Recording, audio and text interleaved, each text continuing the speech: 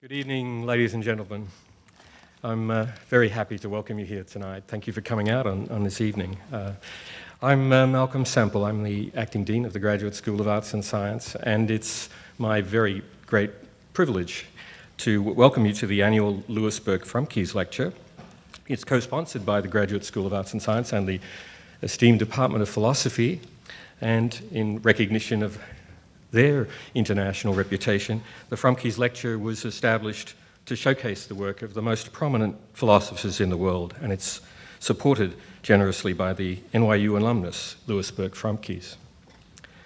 Past lecturers have included a long list of very distinguished philosophers, including Jonathan Lear and Susan Wolf, Noam Chomsky, Peter Singer, and others. And tonight's lecture, I'm sure all of you are looking forward to this with great delight. Professor Don Garrett from the Philosophy Department will now introduce this distinguished lecturer.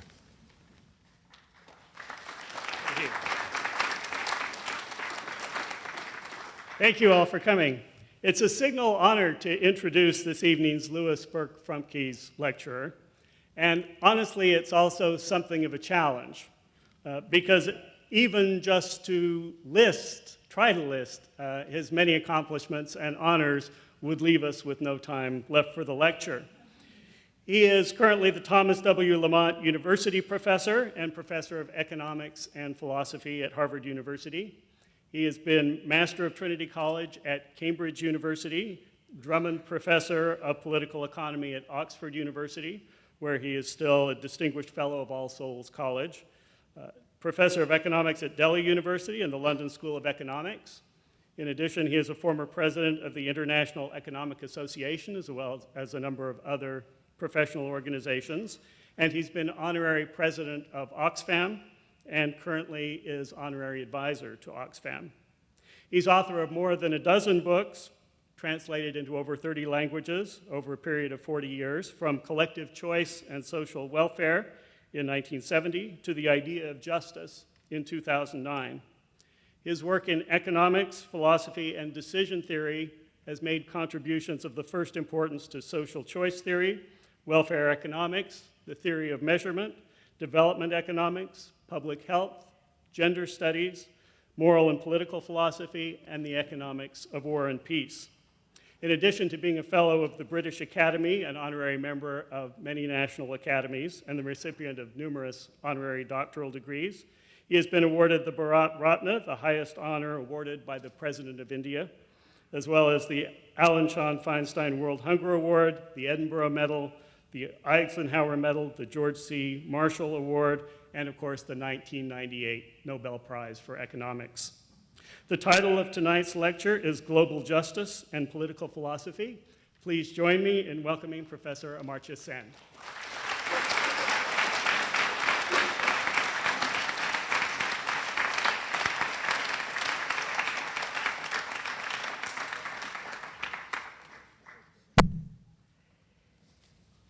Well, I feel very honored and very privileged indeed to be here, to be giving this lecture with such distinguished predecessors. I'd first like to thank the NYU for its kindness in inviting me, for the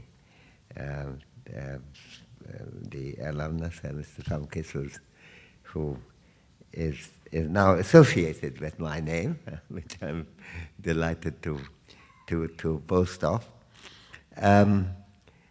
It's also an occasion when I had to, when I chose the topic, global justice, political philosophy, I had a kind of thing in mind at that time that I had done a book on justice, and there was a question of discussing the content of, how the content of that deals with the theory of global justice as such. But I think even though I've been very fortunate in getting very kind reviews, it's also to some extent clear to me that what I was trying to say in my theory of justice may not have always been clear to everyone who has written on that subject. So I think there might be an occasion also here to spend a bit of time discussing that. So it's a kind of, not kind of change of direction, but a change of sequence in which I might be going here. Anyway, to start with the talk, I begin with a quote from Friedrich Nietzsche. "The Christian resolve to find the world ugly and bad has made the world ugly and bad." I think I can, with some effort, understand what Nietzsche meant, but it's hard for me, even with a lot of effort, to see that Nietzsche's hypothesis helps us to understand the causation, or indeed the resilience of the nastiness of the world in which we live. Nor, I have to say, and this I say as a thoroughly unreligious person, does it offer any obvious insight, to me at least, into the lives and achievements of Martin Luther King, Mother Teresa, Desmond Tutu, and many others who have tried to reduce injustice in the world and have done so with noticeable success. The bigger problem may come from the opposite direction, it seems to me. It can be argued that the common tendency not to recognize, to ignore completely how terribly unjust the world is, helps serious injustices to remain unaddressed and unremedied. The absence of critical examination and scrutiny, along with silence and inaction, contributes to the continuation of remediable injustices that, I would argue, plague humanity. I shall illustrate this point later on in this talk, but the basic issue is simple enough. To address a problem, we have to recognize it first. But how do we recognize injustice? The difficult conceptual issue that has to be addressed is the determination of how justice and injustice in the world has to be examined and scrutinized. This is where we need political philosophy in general, which is also part of the title of my talk, and a theory of justice in particular. And that leads to the next question: what kind of a theory should a theory of justice be? What do we need from a theory of justice? I've tried to address these issues in a recent book I referred to already, called The Idea of Justice, and I shall take the liberty, for reasons I've just explained, discussing the main lines of argument presented there, before I go on to consider their implications for answering the questions with which I've started, and also to investigate the general nature of global justice and global injustice. Mainstream theories of justice in contemporary political philosophy differ from each other in many respects, but they have a general approach largely in common: the approach of social contract theory. The social contract approach was pioneered by Thomas Hobbes in the 17th century, and it has been the strongest influence in the analysis of justice from the 18th century to our own time. The distinguishing features of the approach include taking the characterization of just institutions to be the principal and often the only identified task of the theory of justice. This way of justice, seeing justice, is woven in different ways around the idea of an imagined social contract, a hypothetical contract about social organization that the people of a sovereign state can be seen to have endorsed and accepted. Major contributions were made in this line of thinking by Thomas Hobbes, as I mentioned earlier, and later by John Locke, Jean-Jacques Rousseau, and most definitively Immanuel Kant, among others.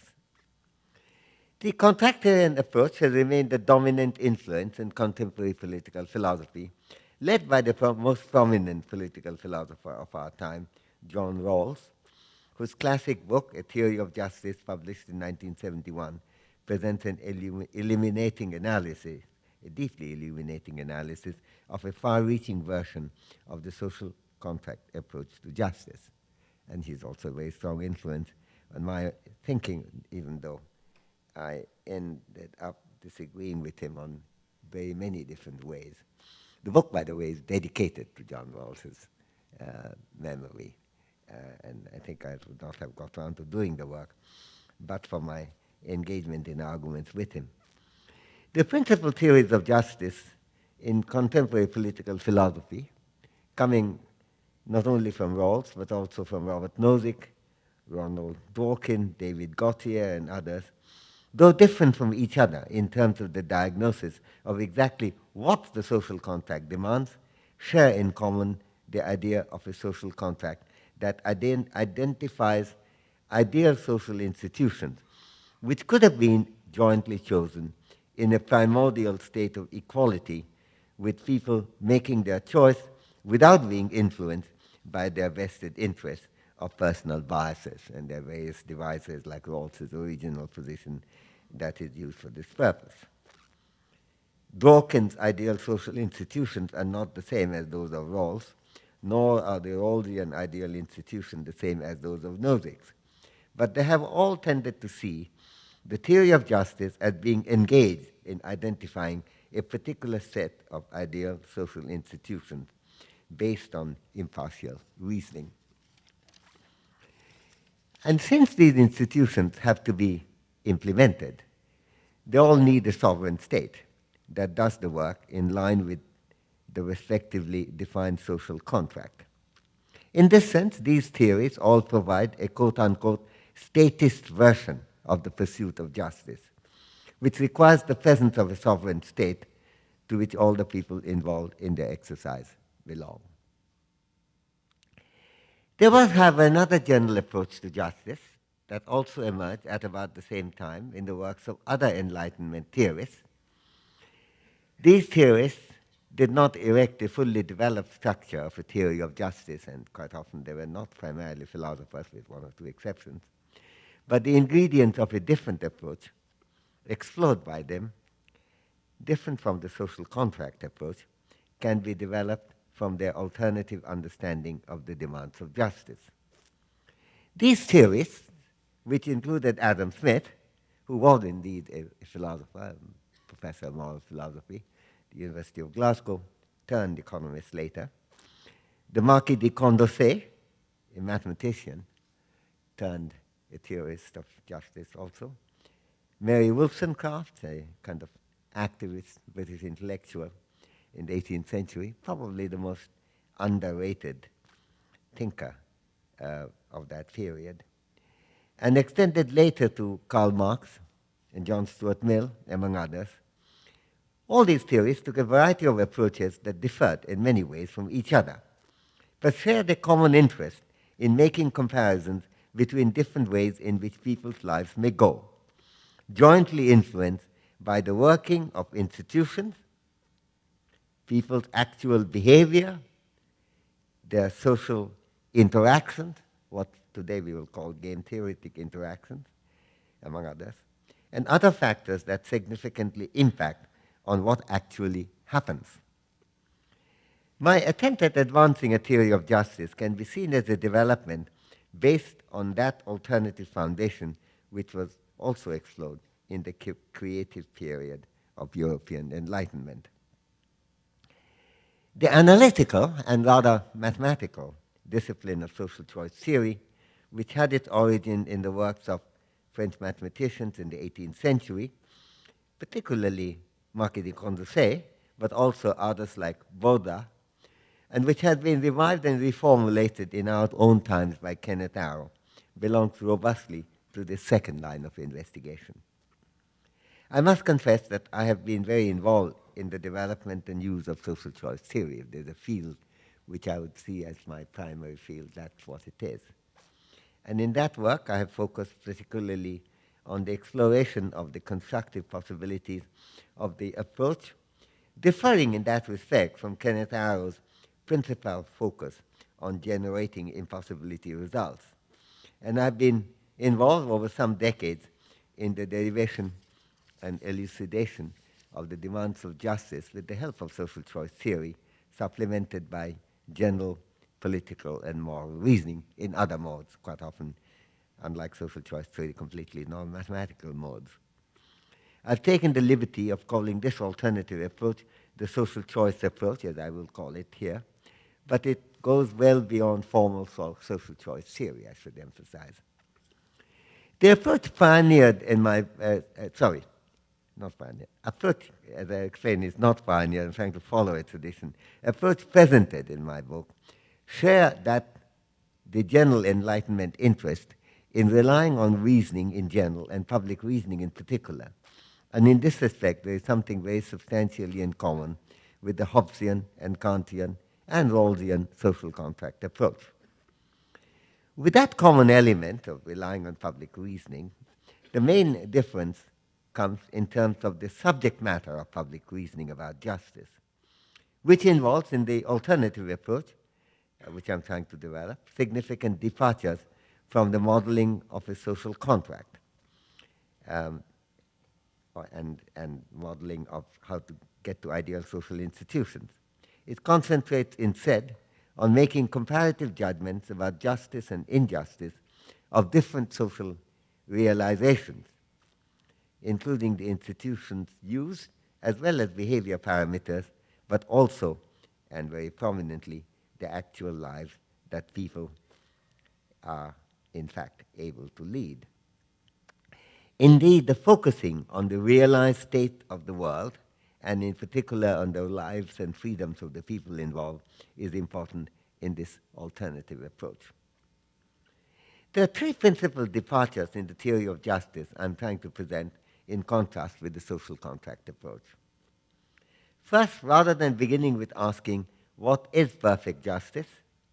A question in the answer to which I argue there could be quite substantial differences even among very reasonable people with as much argument and reasoning as they can do with each other. I take that plurality. I spent quite a bit of time in the book arguing why that would remain. That plurality will be quite central. I argue, rather than beginning with an agreed view of perfect justice, as, for example, the Rawlsian view is, I argue for following Condorcet and Adam Smith in asking about the identification of clear cases of injustice on which agreement, reasoned agreement, could emerge on the basis of argument with each other, sometimes actual, sometimes as-if arguments. In arguing, for example, for the abolition of slavery, as both Marquis de Condorcet and Adam Smith did, they did not have to seek an agreement on the nature of the perfectly just society, or for that matter, on the nature of perfectly just institutions. Second, our focus need not be only on institutions, in contrast with the social contract approach, which is interested primarily on the identification of just institutions. We can focus instead on the nature of lives that people are actually able to lead without ignoring any basic value we may wish to attach, after due scrutiny, to the presence or absence of particular institutions themselves.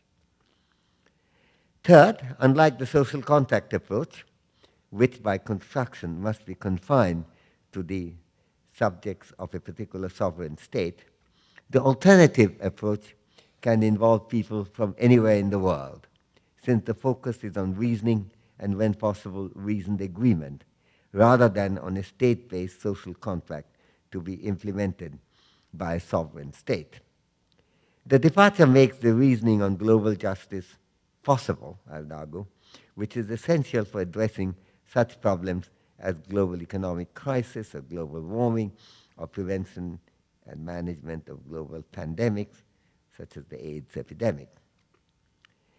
There are obvious practical advantages of an approach of this kind, in that it allows articulation and, when feasible, agreement what should be done here and now, even if the agreement is only partial. But I must emphasize, and that is one of the points of contention in some of the writings I've seen on my book, that the point of difference does not rest only on considerations of practical advantage, but are based on the soundness of the theory that underlies practical reasoning. Indeed, each of the departures relate to answering the question, what kind of a theory of justice do we need as a theory of practical reason? Consider the first departure, focusing on comparatives rather than on the superlative or what I call the transcendental, something that cannot be transcended. I should explain for those who are interested in it, the superlative or the maximal, of course, is a relational thing, and some people don't like to see it that way, would like to see it as right and wrong. And so the idea that the right must be the maximal would be resisted by some, and therefore transcendental is a better word, I think, even though there is an association of transcendental, the word, with other thoughts, and I had to spend some time saying, that's not what I'm talking about. The point is not just that in any actual choice we tend to be confined to non-transcendental, if you like, non-superlative alternatives. The important issues involve both the non-necessity as well as the non-sufficiency of beginning with the diagnosis of an ideal. There is, in fact, an elementary but quite fundamental foundational mathematical issue here. Even if two persons agree that of the three distinct alternatives, A, B, and C, one option, let us call it A, is the ideal, and clearly the best of the three options, A, B, C. That would still not tell us that they agree on the ranking of the non-ideal alternatives, B and C.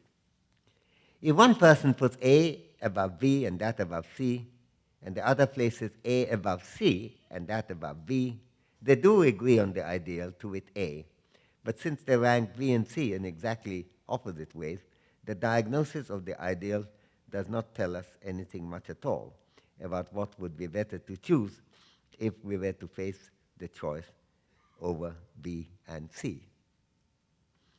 In choosing between non-ideal alternatives, as we tend to do in every non-utopian choice, the identification of the ideal is thus not sufficient. Nor may it be particularly helpful.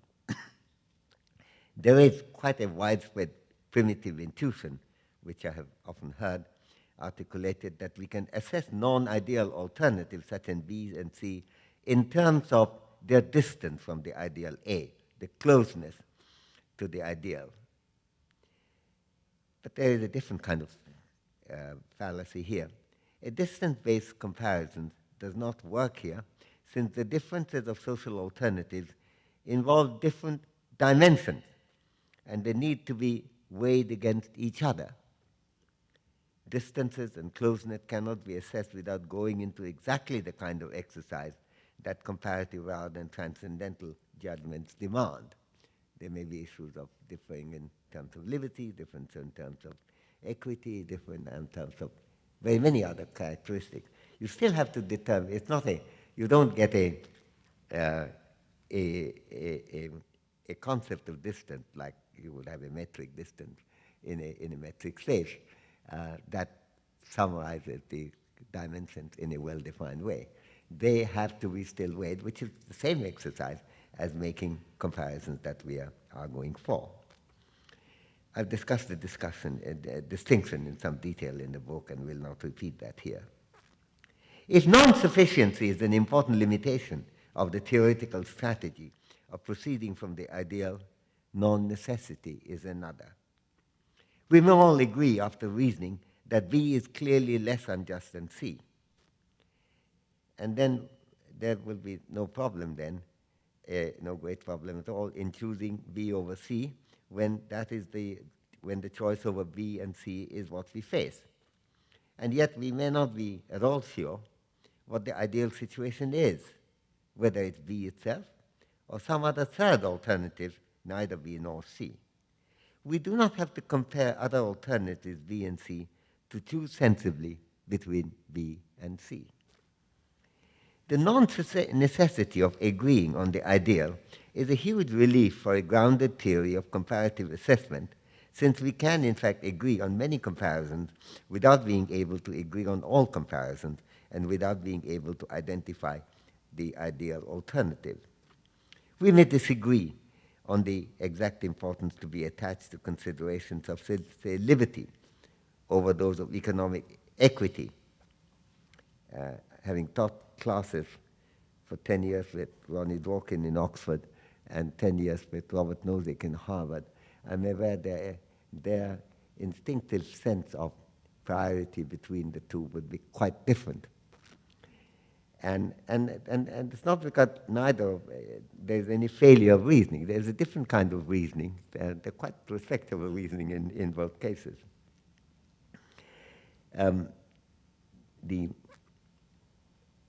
We may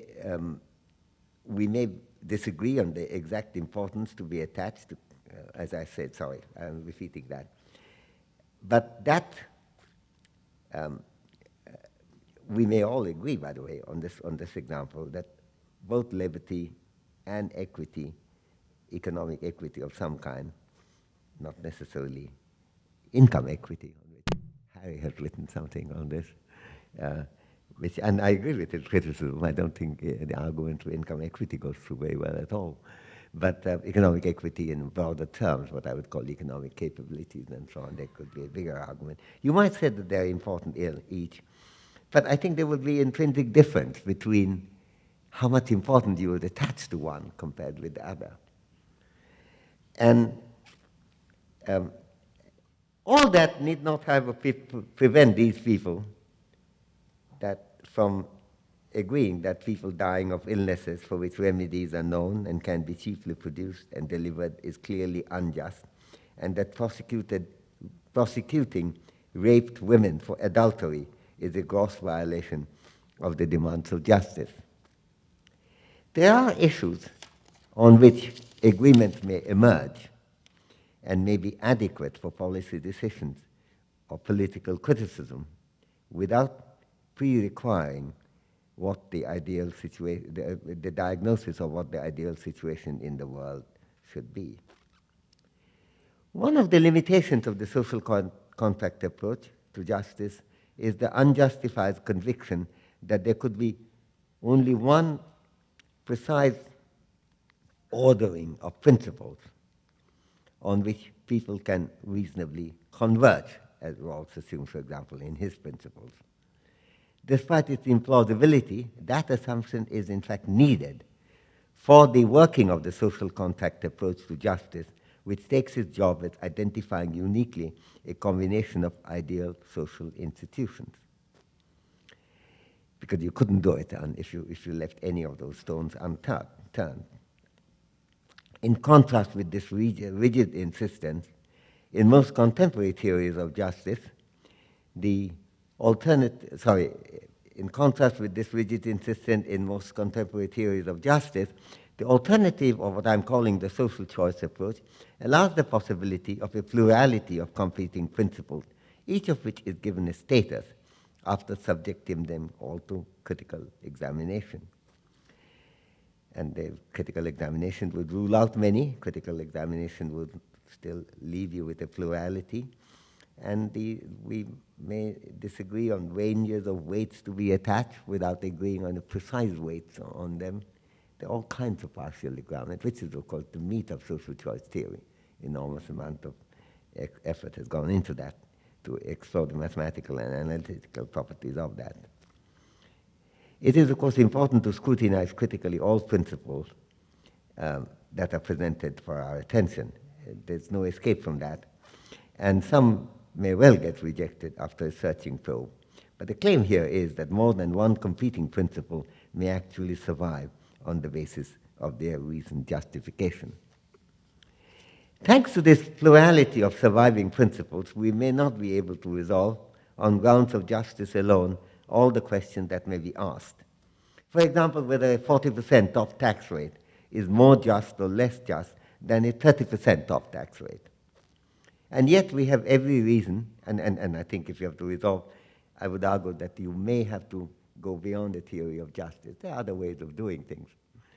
And yet we have every reason to try to see whether we can get reasoned agreement on removing what can be identified as clear injustices in the world, such as in the world of Smith and Condorcet and Mary Wollstonecraft, slavery or the subjugation of women, and in the world of Marx and Mill, extreme exploitation of vulnerable labor, extreme violation of privacy and liberty, or gross medical neglect as today, of the bulk of the world population, through the absence of medical facilities in parts of Africa or Asia, or a lack of universal health coverage in most countries in the world, including the United States of America, though there is something has gone through which is not quite universal, but some move in the direction, though I gather it's about to be repealed, according to the new announcements that I read this morning.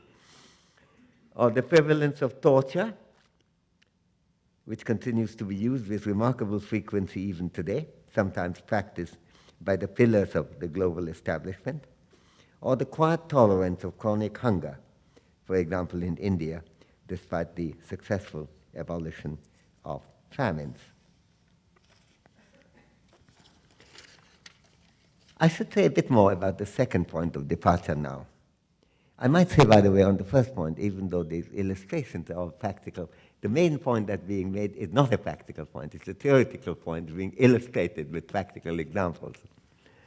I should say a bit more about the second point, that about changing the focus of attention from institutions to social realizations.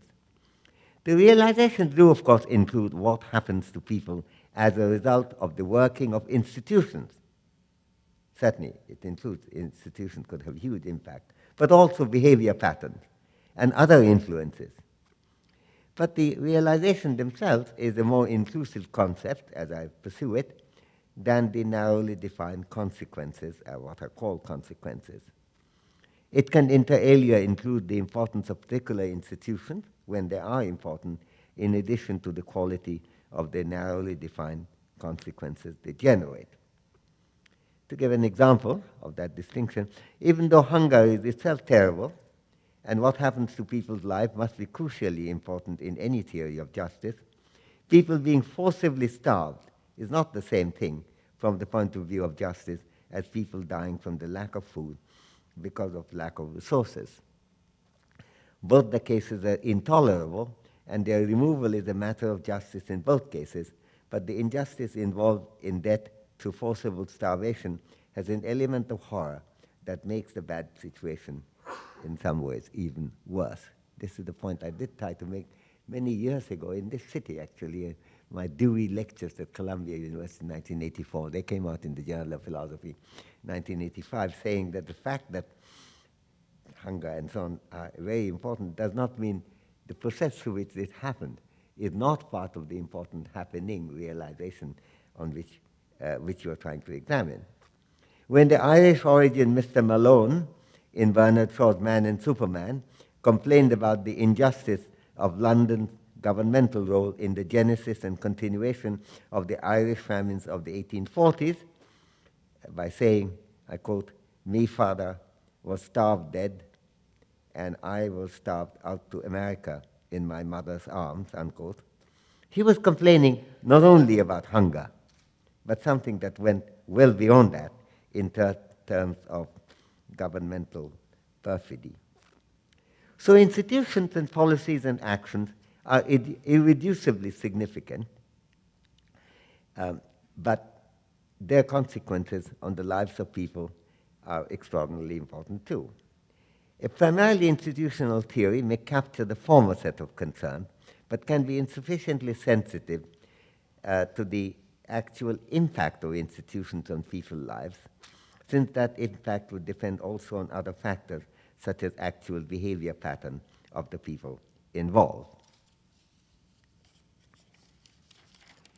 In understanding the contrast between an arrangement-focused and a realization-focused view of justice, it's useful to invoke an old distinction from the Sanskrit literature on ethics and jurisprudence.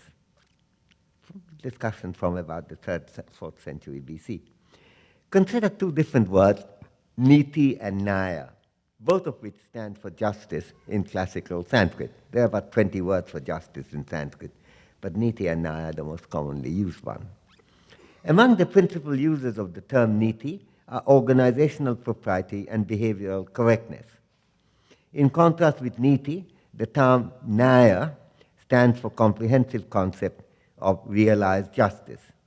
In that line of vision, the roles of institutions, rules, and organizations, important as they are, have to be assessed in the broader and more inclusive perspective of Nyah, which is inescapably linked with the world that actually emerges, not just the institutional rules we happen to have instituted. To consider a particular application, early Indian legal theorists talked disparagingly of what they call Matsya Nyaya.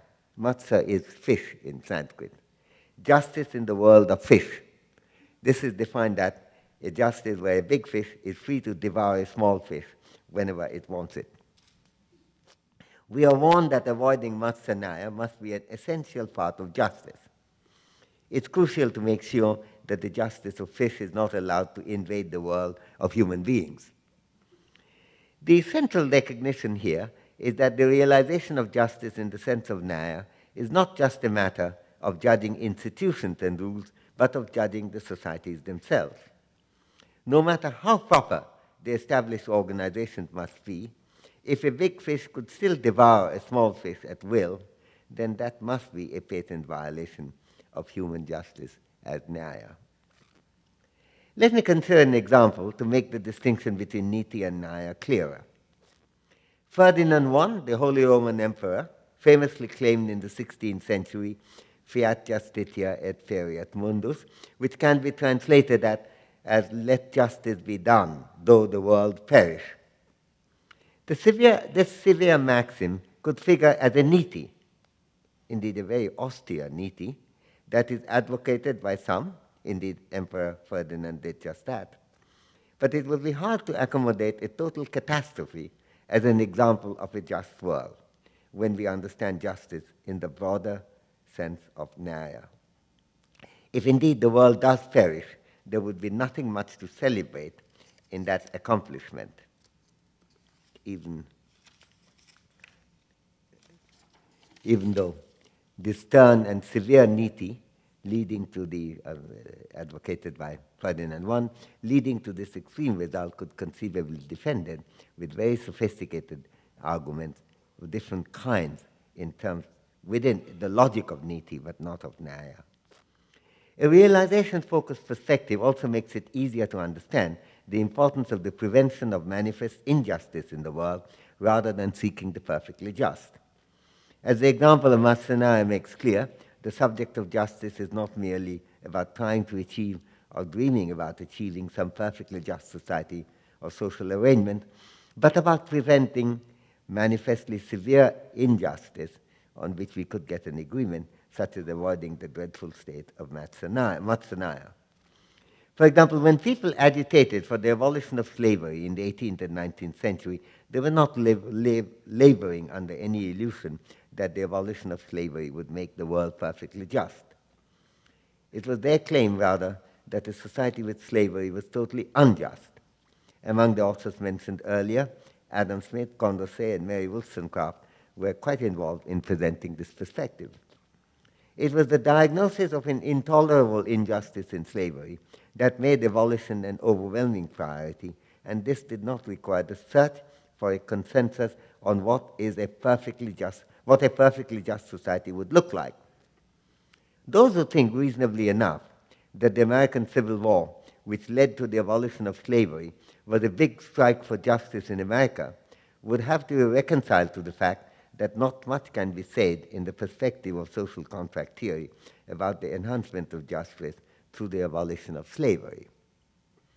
We need a comparative approach that can identify the benefits from the removal of a particular injustice, even though the world after that removal would still not be in any obvious sense perfectly just. That's going off the script. Just to give an example, I was quite struck with it when as a teenager I was reading Marx's Capital, Volume 1, where at some stage he asked the question, is there anything good happening in the world? And I fully expected him, on the basis of my other reading of Marx, that he would say something about the Paris Communes, 1848, and so on. Not at all. He said the only good thing that's happened in the world is the American Civil War and the liberation of the slaves. That is by a person who still thought that wage labor is a kind of wage slavery. But he wasn't making the mistake of thinking it's just as unjust as slavery is. He was making a distinction there. I should perhaps use this occasion to correct a misunderstanding, another one, I'm afraid, of my claim that I have seen articulated and pursued, including in very distinguished journals. I'm not arguing. I emphasize, I am not arguing against the very convenient use of idealized theory, against jumping straight into practical examples. The distinction between an ideal theory and non-idealized theory is a different issue altogether. What I'm concerned with is the subject matter of theory, including what the subject matter of an ideal theory should be in the exploration of justice and injustice. The distinction between ideal theory, which clears our ideas, and a practical rule to follow in an important, that distinction between an ideal theory which helps to clear our ideas and is just a straightforward practical rule is an important one. And that different distinction is often critically important to emphasize to restrain the impatient activist. So I was actually struck, if I may, and I've been being anonymous so far, but in the New York Review when I saw Samuel Freeman saying that I should recognize that hypothetical cases can throw light on actual cases. Now, I must say that I did think that was an odd remark to make, because I think you can't understand any social choice theory. You left out hypothetical cases. It's all pretty much all hypothetical cases, but you're trying to arrive at certain principles and using that. So I don't think that's the distinction is an issue. The question is, what should the ideal theory be concerned with? The clarity of ideas culled from idealized theory can be useful to the practicality of actual decisions in the real world as well. This is a wholly separate issue from that involved in the discourse over whether our theory, including idea theory, should be concerned with comparison of alternatives involved in a choice or with the identification of the transcendental best. An ideal theory need not be concerned only with identification of transcendental alternatives. It is important that an alternative theory of justice based on a different diagnosis of what a theory of justice demands is understood as what it is, and not confused as a practical shortcut that dispenses with the need for sophisticated idealization. Practical reasoning has its own discipline, including, when needed, idealization. But that is a totally different issue from the subject matter of the search in which a theory has to be engaged. I've so far been discussing the subject matter of public deliberations or justice. There is also an important question about participation. Whose voices should count in interacting public discourse in the demands of justice? In the social contract tradition, the views that must receive attention have to come from those who can be seen as parties to the social contract. Given the country-by-country and nation-by-nation structure of social contract, powerfully identified by Thomas Hobbes and pursued in mainstream contemporary political philosophy, the contractarian tradition tends to confine the discussion to members of a polity, in particular, the citizens of each country who are engaged in deciding on the ideal institutions and corresponding values for that particular sovereign state. Consider any of the great many changes, from the reform of patent laws to the extension of global engagement in expanding education, healthcare, human security, that can be proposed for reforming the institutional structure or behavioral regularities in the world today to make it less unfair and unjust. The question that we have to ask here is, what international reform of institutions or behavior do we need to make the world a bit less unjust? However, that kind of discussion about enhancement of justice in general and enlargement of global justice in particular, involving all the people in the world, would appear to be merely loose talk to those who are persuaded by the Hobbesian and Rawlsian claim that we need a sovereign state to apply the principles of justice through the choice of a perfect set of institutions. This is a straightforward implication of taking questions of justice within the framework of transcendental institutionalism, as I call that. Achieving perfectly global justice achieving perfect global justice through an impeccably just set of institutions, if such a thing could be, does exist, could be identified, and could be used, would certainly demand, if all these conditions were met, would certainly demand a sovereign global state. And in the absence of such a state, questions of global justice would appear to the transcendentalists to be unaddressable. The limitations of the social contract approach to justice restrains even people with huge global sympathies, such as John Rawls or Thomas Nagel, to the diagnosis that the alleged demands of global justice are illusory, a chimera, as Tom Nagel puts it. I'm not sure whether Tom is here. I know he teaches there. Tom is there. Now, he is being very tolerant of me because this is the third time he has, I think, heard me grumbling about that, and sometimes I have to hear his response to it.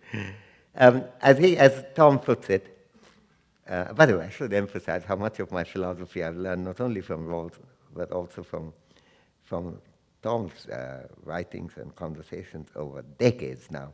But this is the point on which we disagree. As Tom puts it, it seems to me very difficult to resist Hobbes's claim about the relation between justice and sovereignty. And if Hobbes is right, the idea of global justice without a world government is a chimera. This is indeed an inescapable conclusion in the social contract approach, since we do need a sovereign state for for having the contractarian solution to be implemented. But with the social choice approach, we are not concerned with the work of a sovereign state, but with arriving at agreed rankings of justice and injustice in alternative social realizations. The issue of social criticism, political criticism, public debate. These are not necessarily matters of what a sovereign state would do. It's a matter of what we think would be appropriate if that could be done. Such agreements based on global reasoning need not at all be a chimera, and a non-statist theory of justice, as social choice theory is not parasitic on the existence and operation of a global sovereign state. We can indeed argue with good reasons about what is globally unjust and what is not. Now, what Tom Nagel does, I think, is to replace that by consideration of humanitarianism, and which is very important too, and all of that to some extent. My claim is that they are not matters only of humanitarianism. I think I attribute to Tom's humanitarianism rather than his sense of justice that he doesn't get up and protest against me on this. But there is something to be discussed, I claim here. I end with some final observations on the reach of impartiality in the theory of justice. The need for impartiality in the treatment of different citizens within the country are accepted and celebrated in the social contract approach. There's no doubt about that. But there's no secure place in the formulation of deliberations of justice to go beyond the citizens of a particular state. If this is called closed impartiality, as I do in my book, where impartial considerations is confined to the citizens only, as in the Rawlsian original position, we can contrast that with Adam Smith's insistence in his theory of moral sentiment, but also in The Wealth of Nations and in his lectures in jurisprudence on the necessity to pay attention to the views of people from far as well as near, which can be called open impartiality. Smith saw that impartial consideration, which is essential for justice, must demand that we go beyond the boundaries of our own state. There are two principal grounds for requiring that the encounter of public reasoning about justice should go beyond boundaries of a state or a region. There are, one, the relevance of other people's interests, which may be affected by what we do, interests, I emphasize, and two, the pertinence of other people's perspectives to broaden our own investigation of relevant principles for the sake of avoiding our parochialism based on the values and presumptions that are rampant in the local community. The first ground related to the interdependence of interests motivated Adam Smith to chastise the injustice of early British rule in India in the 18th century. In today's interdependent world, it's easy to appreciate the need to consider the interdependences of interest, whether we consider the challenges posed by terrorism, or by global warming, or by the world economic crisis that we are currently experiencing. Confining our attention to national interest only cannot be the basis of understanding the demands of justice. Also, AIDS and other epidemics move from country to country, from continent to continent, and also on the other side, the medicine developed and produced in some parts of the world are important for the lives and freedom of people far away. These are issues of impartial reasoning about global justice that can be invoked in analyzing these concerns. In addition to the global features of interdependent interests, there is a second ground, that of avoidance of the trap of parochialism, for accepting the necessity of taking an open approach to examining the demands of impartiality. If the discussion of the demands of justice is confined to a particular locality, a country, or even a larger region than that, there is a possible danger of ignoring or neglecting many challenging counter-arguments that might not have come up in local political debates and cannot be accommodated in the discourses confined to the local culture, but which are eminently worth considering in an impartial perspective. The relevance of distant perspectives has a clear bearing on some current debates in the United States, for example, in the US Supreme Court, as I've tried to discuss in a recent essay which is published in the New Republic, called Rights, Words, and Laws. It came out in the middle of October. I'm not sure, second or third week of October. So it's pretty recent. I think they put in the cover, the little bit they wrote on the cover said how to read the Constitution, which is part of the story, but I was really concerned much more with this issue. I mean, though I've talked about originalism and so on, but it's the question of whether it confines you to a parochial mode, with which Smith was very much concerned.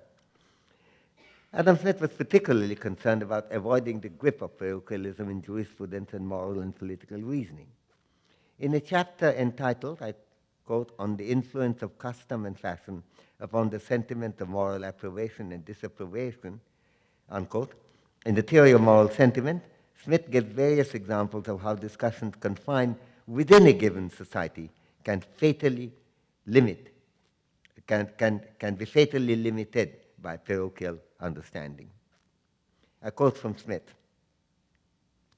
"The murder of newborn infants was a practice allowed of in almost all the states of Greece, even among the polite and civilized Athenians.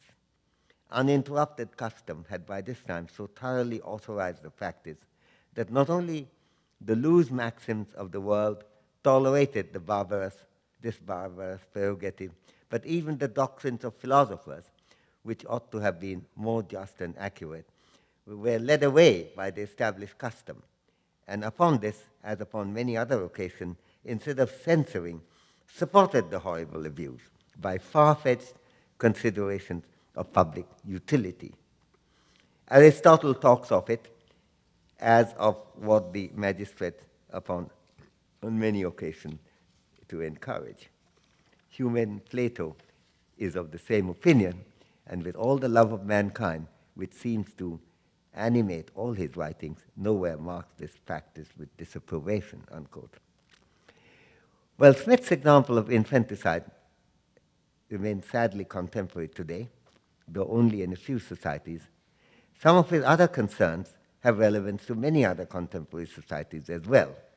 This applies, for example, to Smith's general insistence, I quote, "The eyes of the rest of mankind must be invoked to understand whether a punishment appears equitable," unquote. Scrutiny from a distance may be useful for practices as different as the stoning of adulterous women in Taliban's Afghanistan, selective abortion of female fetuses in China, Korea, and parts of India, and plentiful use of capital punishment in China, or for that matter, United States. It's not often recognized. The top 5 executors in the world are Saudi Arabia, Iran, Iraq, China, Saudi Arabia, China, of course, the biggest there, China, Saudi Arabia, Iran, Iraq, and the United States. And, you know, I think it's not a question that the fact that Europeans don't take that view, or there are other countries like India where it's allowed, but it's not executed anyone for more than 5 years. South Korea is another one of that. Indicates that this is a subject to be discussed, and you cannot rule it out, as Justice Roberts, Chief Justice Roberts puts it in one of his discussions, that no US president appointed that man to express a view on this subject. So what Smith is arguing is that provenance is much less important here than the nature of the argument, and in fact sometimes could be very important to bring in distant perspectives because the local culture could be so limited. I think I should end here. I'm very much looking forward to the Q&A. I end up by saying it's difficult to escape considerations of global justice and of views of people elsewhere in the world in the interdependent globe on which we live. As it happened already in 1770s, David Hume noted the importance of increased intercourse in expanding the reach of our sense of justice. This is an essay called Of Justice, written in 1770, published in an inquiry concerning the principles of morals. I quote from Hume. Again, suppose that several distinct societies maintain a kind of intercourse for mutual convenience and advantage. The boundaries of justice still grow larger in proportion to the largeness of men's views and the force of their mutual connections. History,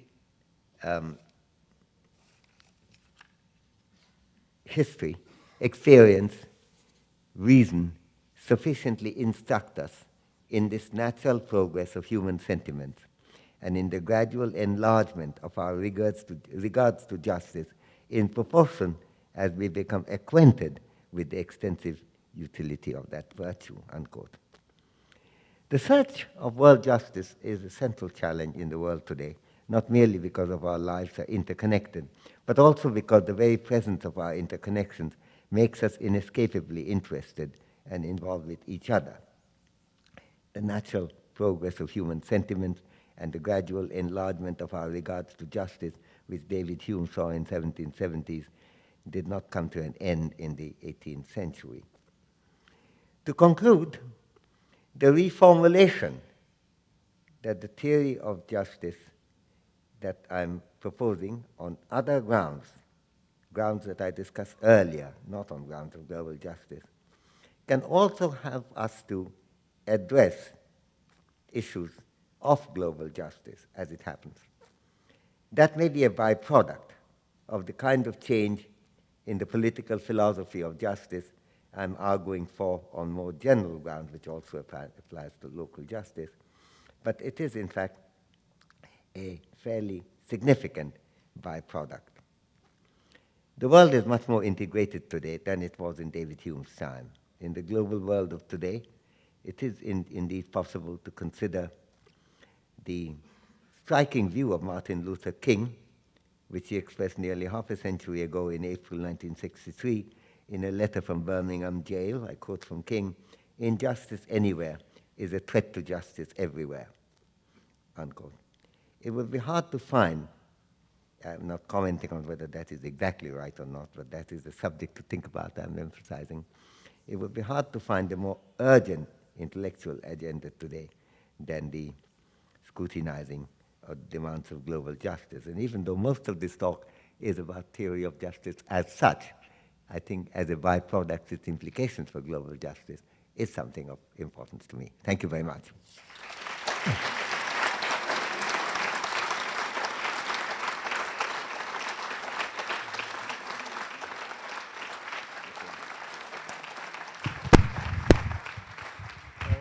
Thank you very much for that very rich lecture. Professor Sen has agreed graciously to take questions for a few minutes. I think we have about 10 10 to 15 minutes for that purpose. So we just have the one microphone, so raise your hand, and when you're called on, please stand up and speak loudly. Yes, in the back. You see it. Okay, and let me hold that. I'll hold that down.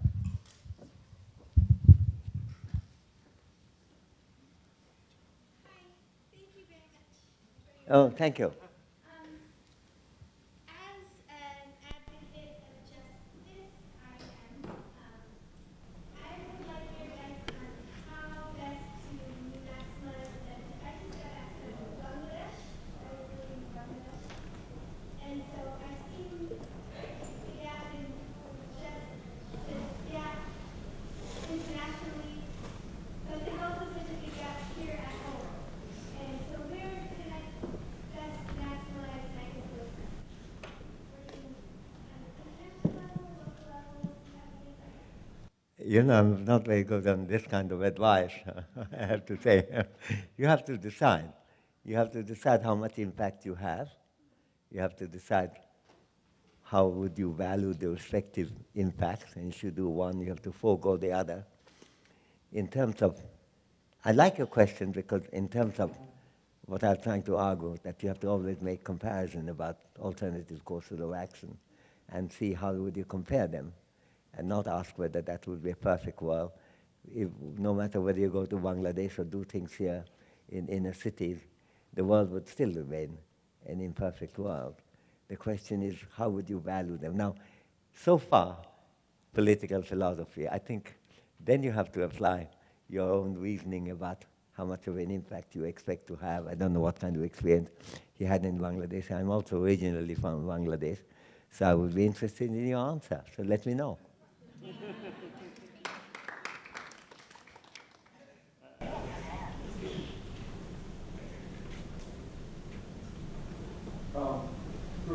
Thanks a lot for the lecture.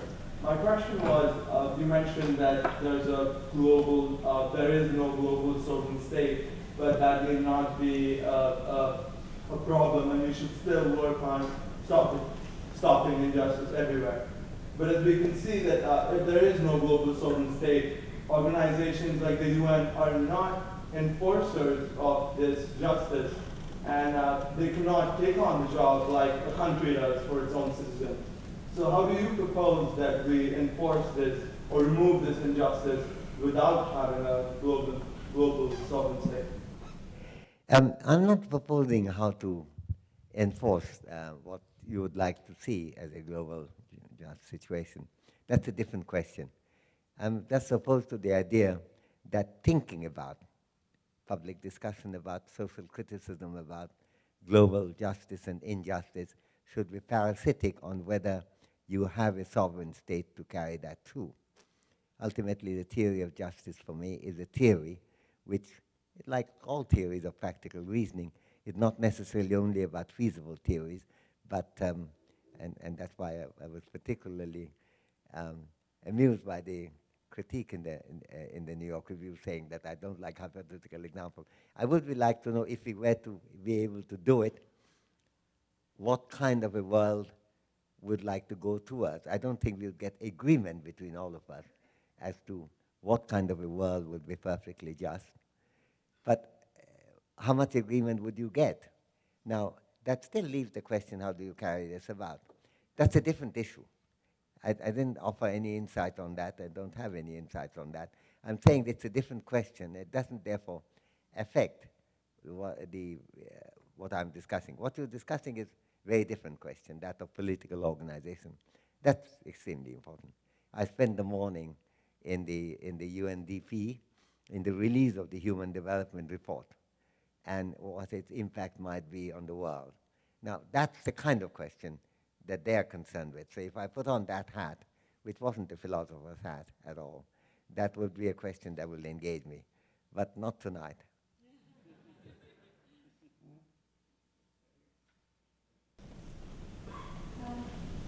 Thank you very much for your lecture today. You talked about social choice and the approach of social contract.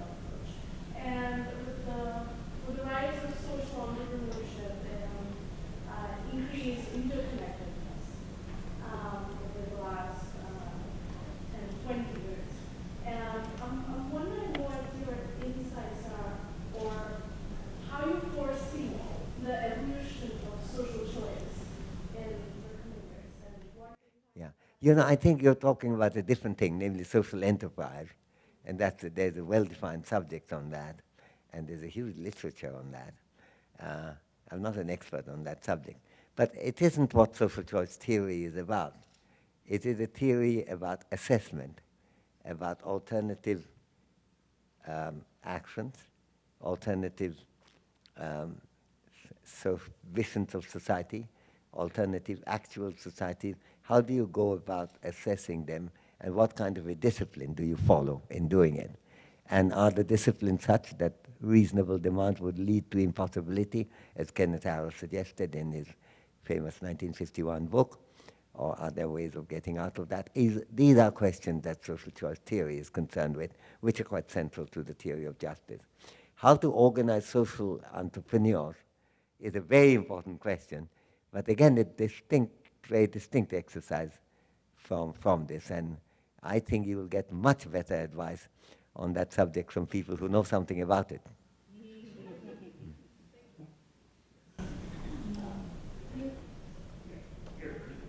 You spoke about the Niti and Nyah, so I was just wondering how similar is it to from the survival of the fittest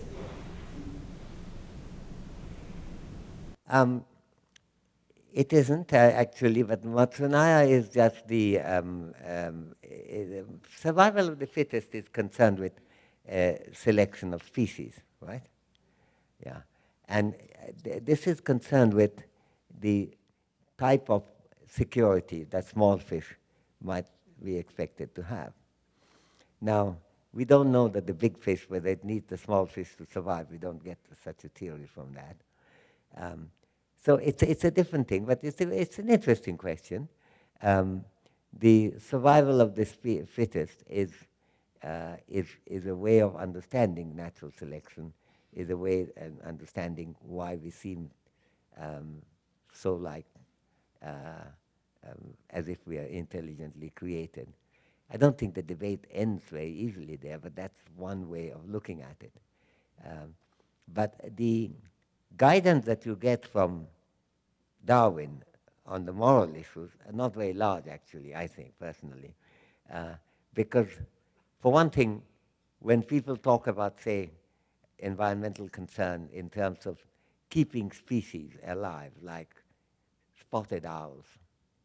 Now, spotted owls is not, if they are not fit, they will go. And I can quote I caused some problem in Cambridge when I gave the Darwin lecture, where I mentioned that, quoted some of him. And this came also at a time when he was saying he found Shakespeare impossibly dull to read. And I saw a kind of humanitarian problem through which, and indeed there's a crisis through which Darwin going at that time. I wouldn't look to Darwin for this kind of morality at all. Matsunaya is about morality, but it's not a complete morality, because I should emphasize, which I didn't in the lecture, you could have a non-Matsunaya state, but in a very stratified state, like a caste state. Everyone knows his role. No one comes and eats you up. You have to behave within your role. So there are other issues of justice, not just Matsunaya. But it's just an example, and it's an example which that 3rd, 4th century BC engaged lots of people. They got very excited. The last reference I saw of that was 9th century AD, when I think the Pala kings are establishing themselves from eastern India, and says, this place was Matsunaya, I am re-establishing a just society there. But that was, I think, the last thing. But they're all kind of particularly limited debate, but limited about morality. Leaves out the evil of caste and so forth, completely out of the story.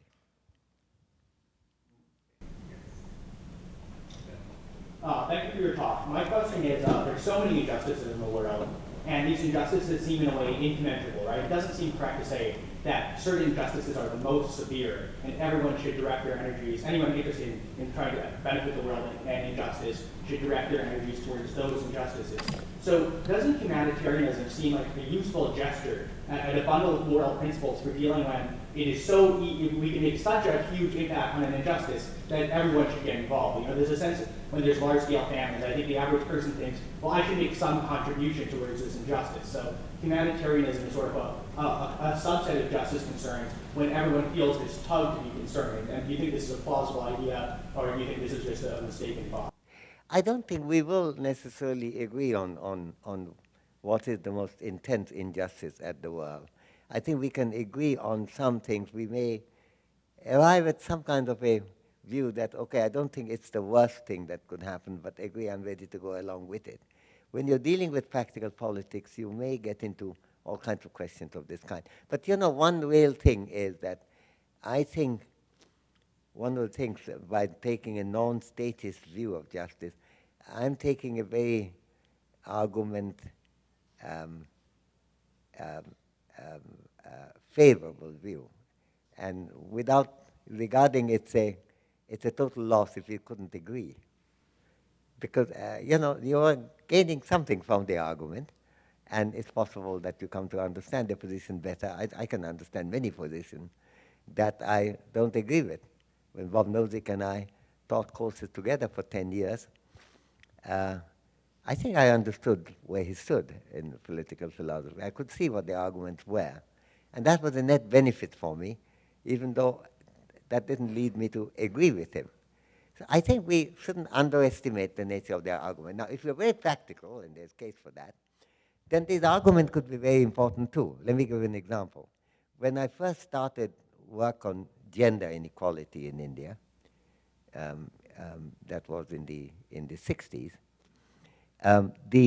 I got absolutely no encouragement from anyone. The writers, the politics, thought that this is a completely invented problem, didn't exist. And the left thought that by talking about gender, you're diluting the importance of the super important class distinction. And if somehow you could get the class right, gender would come out right too. So my argument at that time wasn't so much that I expected anyone to convince, but to try to hold my own and argue. And you know, things have changed, and interest, even in India today, you will find that gender had a huge position. I mean, and the same thing happened in the United States. I was, despite being a man, I was involved very much in the gender thing.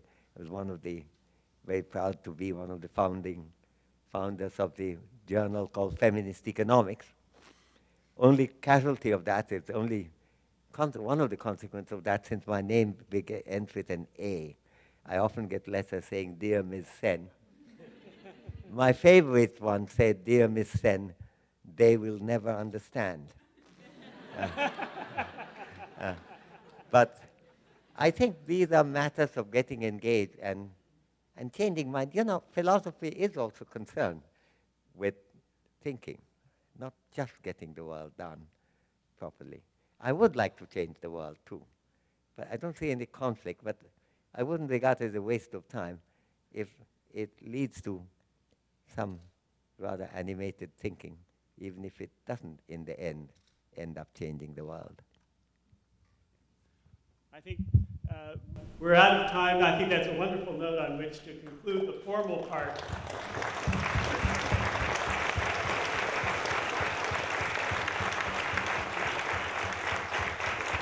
The discussion of the justice of fish reminded me of a New Yorker cartoon that a colleague of mine had on his door for many years. It was just 3 fish, a small one about to be eaten by a medium-sized one, which was about to be eaten by a larger one.